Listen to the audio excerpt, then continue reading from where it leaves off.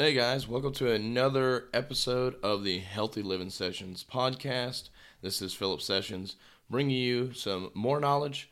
Today I want to talk about payments. Now, we're seeing where payments are becoming the thing to do now rather than get out a huge loan. I guess it depends on what you're doing, but rather than having the actual money to pay for something or get out a loan for it, now we are making payments on everything. Companies are willing to buy you something, you make payments back.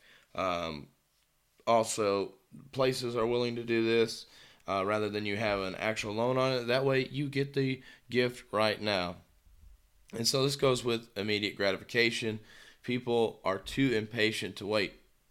But that's not my point. I'm not talking about immediate gratification.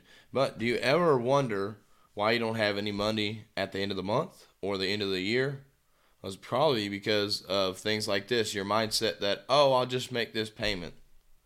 If you have something that only costs $1,000, but you don't have $1,000 to pay for it, but then they say, hey, we'll do $100 a month payments.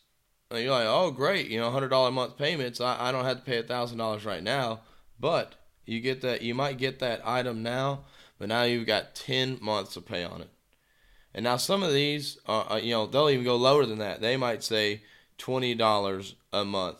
So there you go. You got 50 months to pay on this. That is 4 years. But most of you are only worried about how much am I gonna pay. You don't care about the cost at the end of the year. And the thing is, with this $1,000 item, usually they say, oh, you're not paying any interest, any tax. Well, you're paying taxes, but not any interest.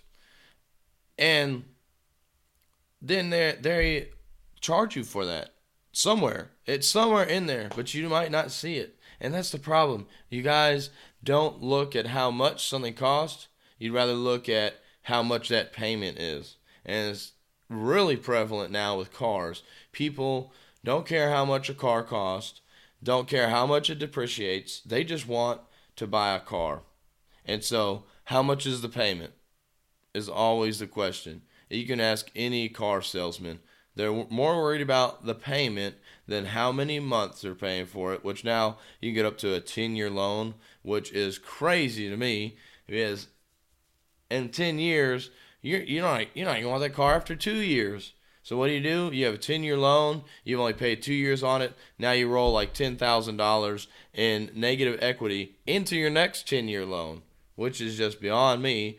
If you can't afford a $60,000-$70,000 car on reasonable payments at a minimum, then why are you buying the car in the first place? You guys need to think about this. Payments are killing you. Payments restrict cash flow. Now, for those of you that don't know what cash flow is, this is money that can be used that's readily available every month. Now, usually this is from investments and stuff like that. But, if you're making $2,000 a month and yet you have this little $20 payment here, $30 payment there, $100 payment there, not to mention your mortgage payment, stuff like that. All these little amounts that you think, oh, not that much, I can squeeze that out of my current budget, are killing you because you have no cash flow at the end of the day. So if you wonder why I have no money at the end of the month, at the end of the year, I'm never getting anywhere. Why are all these other people doing so well? It's because you're restricting your income. You have already just dedicated before you've made the money where that money is going. So guys, you need to make sure that you're not making payments on every single thing. I understand a house, not really a car, but that's a bigger ticket item. As long as you're not going unreasonable, that's understandable. But don't go out here. You're making $50,000 a year and buy a $50,000 car. No, that is unacceptable. And trust me, I've been there before. I bought a $45,000 car 2 years out of school, and you know what? I went on and sold it off because I realized how stupid that was. It took me a while, so I'm just trying to give y'all information that can help y'all get ahead. because I know for me that probably set me back probably 2 to 3 years just on that alone, that payment alone. Um, and it was crazy. But anyways, guys, just make sure you're not trying to fill up payments.